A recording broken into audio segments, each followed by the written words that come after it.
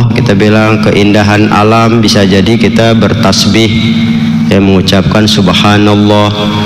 Atau suatu peristiwa yang terjadi, mungkin kita bisa mengatakan hal-hal yang indah itu terpulang kepada kita. Tapi bisa jadi juga kita memandang itu karena didasarkan nafsu.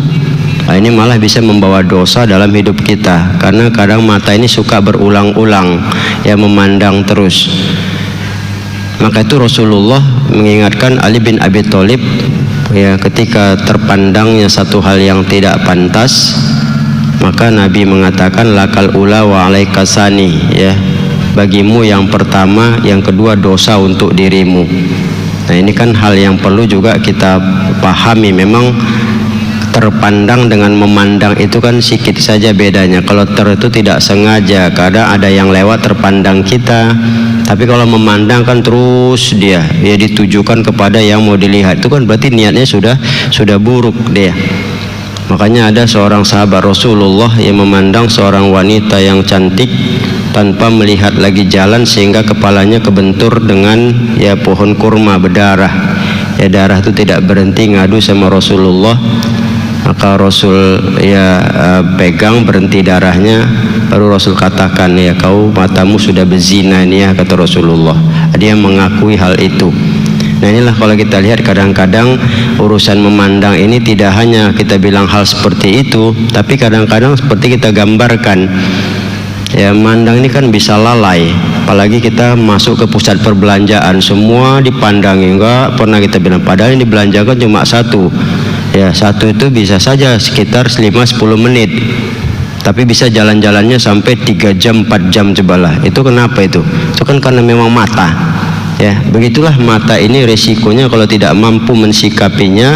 Ya, walaupun digambarkan tidak pernah kenyang dia dari melihat, bukan berarti ada kebebasan kita untuk, ya, melalaikan waktu dan sebagainya. Inilah, ya, yang pertama itu yang perlu dipahami. Ya, memang Rasul mengatakan 8 hal yang tidak kenyang itu, salah satunya yang pertama itu mata. Ya, ini. Jadi mari kita gunakan mata kita, apalagi disuruh melihat tanda-tanda kebesaran Allah. Inilah sebetulnya fungsi yang terindah dari mata kita, yang akan, ya, baik ke depannya itu.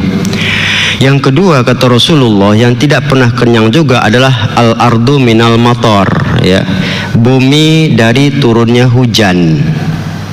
Itu bumi nggak pernah kenyang menerima hujan.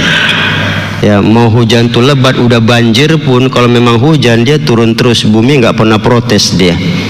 Ya, makanya kalau kita lihat tenggelam pun dulu kaum Nabi Nuh itu, ya, dengan banjir yang luar biasa tingginya, itu hujan terus itu kalau dalam riwayat itu kan, dari bumi memancar, dari langit turun. Itulah yang akhirnya didoakan, ya, wahai bumi berhentilah, wahai langit, ya, jangan turun lagi lah. Itu yang didoakan Nabi Nuh supaya banjir itu tidak terus.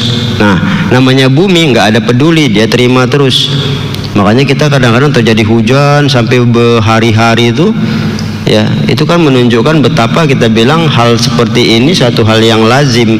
Ini kok hujan nggak berhenti-berhenti nih. Yang jelas pada dasarnya selain ketentuan Allah yang berlaku untuk itu, yang jelas bumi siap menampung dan tidak pernah kenyang terhadap air hujan yang ada.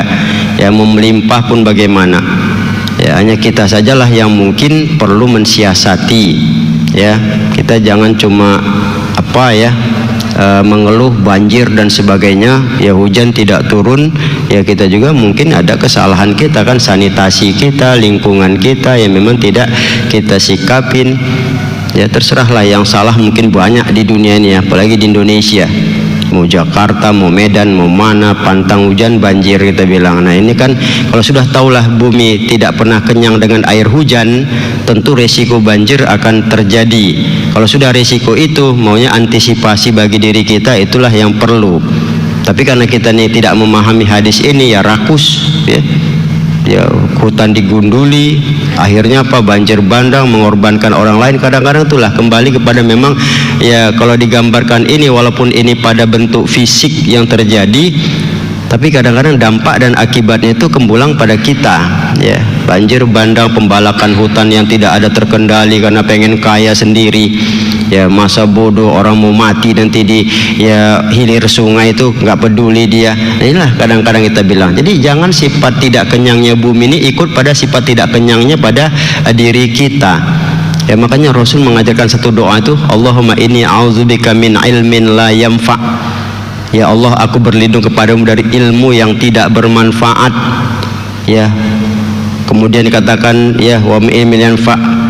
Kemudian juga dikatakan wa min qalbin la yakhsha, punya hati tidak mau khusyuk, tidak mau tenang untuk berzikir. Ya, wa min nafsin la tashba. Ya, punya nafsu tapi enggak pernah puas. Ya.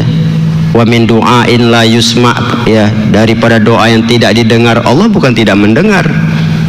Ya, tapi pada dasarnya kita ingin doa kita didengar, dimakbulkan, di situ maknanya. Tapi salah satunya kan nafsu ini tadi. Jadi gambaran seperti ini jelas bagi kita. Kalau sudahlah bumi tidak pernah kenyang, tidak pernah ya menolak, terus menerima terus yang namanya hujan, tinggal kitalah kembali saya sampaikan tadi bahwa pandai-pandailah kita menata lingkungan kita agar tidak tenggelam kita disebabkan bumi yang tidak pernah kenyang menerima hujan ini. Jadi jangan disalahkan hujan, jangan disalahkan apa, tapi kesalahan kita itulah yang perlu menjadi satu ya pembelajaran dalam hidup kita.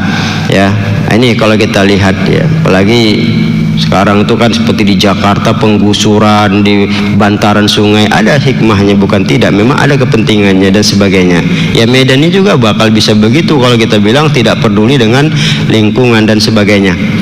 Nah kemudian yang ketiga kata Rasulullah ya, wal unsa minar rojul, ya, minaz zakar. Artinya perempuan tidak pernah kenyang dari laki-laki. Nah ini tadi kita bilang. Makanya dalam agama kita digambarkan sampai ya 4 dia. 4 itu batas maksimal secara hukum ya bagi kita. Kita jangan tanya ya Nabi itu ada khususiat, dan khususiat Nabi Muhammad pun juga perlu dipahami. Nabi pun paling ya kalau kita buka itu dalam sejarah ya 11 dia, dengan ada hal-hal yang memang berhubungan dengan ajaran, seperti dia menikahi Zainab ya kita bilang anak dari pendeta Yahudi itu kan, Sofiyah binti Huyai, ada Zainab bin Jahash ya, anak istri dari anak angkat beliau Zaid bin Harisah, itu ada ya. Tapi pada dasarnya kalau kita buka di dalam sejarah ya Nabi Muhammad itu dibanding ya Nabi Sulaiman dan Nabi Daud itu masih kecil. Nabi Daud itu dalam sejarah malah 99 istrinya. Kenapa kita dituding-tuding oleh orang barat dengan berbagai macam, dan kadang termakan sama kita kadang orang Islam. Aneh ya. Ya kita aneh kadang kita lihat. Ya, Nabi Muhammad istrinya banyak, dibilanglah begini ya. Nabi Daud 99. Nabi Sulaiman itu malah dalam riwayat ya, itu istrinya 600, jariyahnya budaknya 300. Kalau kita jangan tanya kenapa itu boleh dulu. Ya kalau kita buka pun sejarah bolehnya itu ya dibenarkan pada masa dulu, aturan seperti itu tidak ada pembatasan. Apalagi kalau kita buka sejarah ya, salah satu digambarkan latar belakang kenapa mereka boleh. Ya salah satunya ada sebab terjadi di masa Nabi Musa alaihissalam. Di masa Nabi Musa itu kan dikatakan yuzabbihuna abna'akum wa yastahyuna nisa'akum. Ya, Fir'aun menyembelih anak laki-laki mereka, membiarkan hidup anak perempuan. 1 tahun disembelih itu 90.000 lebih kurang, coba. Laki-laki habis. Kelang 1 tahun dilepas biarkan, setahun lagi disembelih lagi. Kita bisa lihat ya, 90.000 dibantai oleh Fir'aun masih bayi. Tentu kalau ada yang sama mereka perempuannya, ini kan berarti nggak punya pasangan. Berarti saat itu perempuan berlebih-lebih di masa Nabi Musa itu berlebih-lebih perempuan itu. Nah itulah makanya kita lihat kalaupun Nabi dulu tuh ada sampai begitu, tapi keliru kalau orang menerima bahwa Nabi Muhammad istrinya banyak itu ya. Tapi yang jelas secara naluri memang laki-laki tidak pernah kenyang dari perempuan. Itu menunjukkan bahwa memang hal tersebut suatu hal yang lazim Namun ya terpulang sama kita lah ya, terpulang sama kita. Artinya kalau mau nambah atau tidak nambahnya punya pertimbangan adil. Itu aja Quran tuh kan begitu ya, punya pertimbangan adil apa tidak. Mau nambah tapi bisa adil. Kalau nggak adil ya Rasul katakan ya, nanti orang yang punya istri lebih dari satu ya tidak adil, maka di akhirat maka bahunya bengkok sebelah, kata Rasulullah. Ngapain kita sengkleh jadi orang di akhirat nanti kan? Inilah kalau kita lihat. Jadi memang naluri seperti itu ada, ya kita bilang ada, tapi terpulang sama kita lah untuk bisa mensikapi. Tapi yang pasti jangan ya melakukan ya tidak pernah kenyang terhadap perempuan ini dengan cara melakukan zina. Itu masalahnya, jajan terus tiap hari, ganti gonta-ganti. Itu hal yang buruk dalam kehidupan kita, yang menunjukkan moral tidak bagus dia. Nah, baru yang keempat ya, kita padakan 4 dulu, besok kita lanjut ya. Nah, yang keempat yang tidak pernah kenyang itu adalah al-alimu minal ilmi, orang alim daripada ilmu. Makanya orang alim itu terus mengkaji, menelaah, membaca dan sebagainya. Jadi kalau kita lihat orang-orang dulu jago kali, banyak kali ilmunya, tahu, itu memang nggak pernah ya. Apalagi kalau dilihat ya pernyataan-pernyataan ulama dulu tuh kan, makin dia kaji makin banyak dia tidak tahu, makin kaji makin dalam keberadaan itu. Nah inilah ya, makanya tidak pernah kenyang. Dan ini sangat positif sebenarnya kalau kita mau. Sama seperti kita sebetulnya, setiap ada kajian-kajian baru yang begitu indah di dalam ajaran agama kita, kita senang. Makanya sebetulnya kalau kita lihat ada kumpulan seperti wirid ya, seperti apa ya, taklim, kenapa kita sering datang, kenapa kita sering, karena ada nilai ya, haus kita tuh terhadap ilmu, ada yang memang kita pengen dapatkan dia.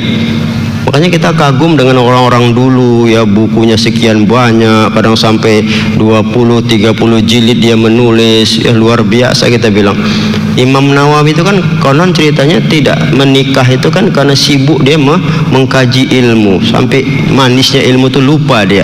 Bukan berarti dia tidak mau, sampai habis waktunya ke arah itu. Nah inilah kalau kita lihat ya, begitulah mereka itu senang. Kadang-kadang kumpul muzakarah, berdiskusi dia dari sipolan apa yang dia dapat. Ya kita ngumpul kadang-kadang ngapain, nyeritain orang, kadang-kadang ngumpul kayak mana hati itu mau lembut.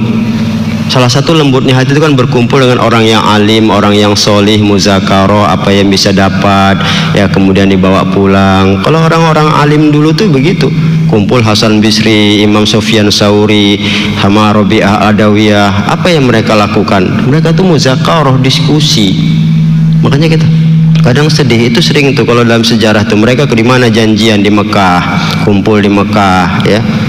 Waktu musim haji, dah cerita sebelum haji berlangsung, mereka cerita, tukar pikiran, luar biasa ya.